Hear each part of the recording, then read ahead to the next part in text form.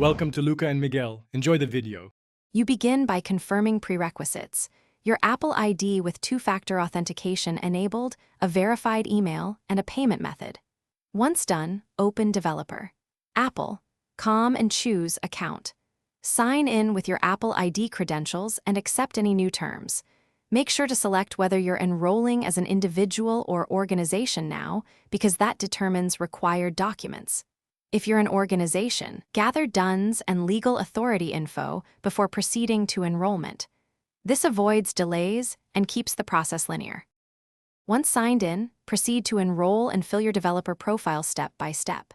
You'll enter legal name, mailing address, and primary contact.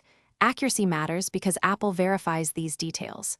If enrolling as an organization, upload legal entity documents and enter your DUNS number. Apple may call to confirm authority. Next, review membership options, confirm billing details, and submit payment.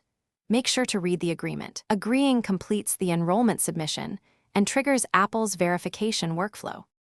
After submission, monitor your inbox for Apple's verification emails and any follow-up requests. Respond promptly, delays slow activation. When you receive confirmation, sign back into Developer. Apple, and App Store connect to assign roles and upload certificates. If something goes wrong, you should gather screenshots and your enrollment ID, then contact Apple Developer Support. Explain the step where it failed. This targeted troubleshooting gets issues resolved faster and moves you from setup to app deployment smoothly. Thanks for watching and please subscribe. It's the best investment you'll ever make.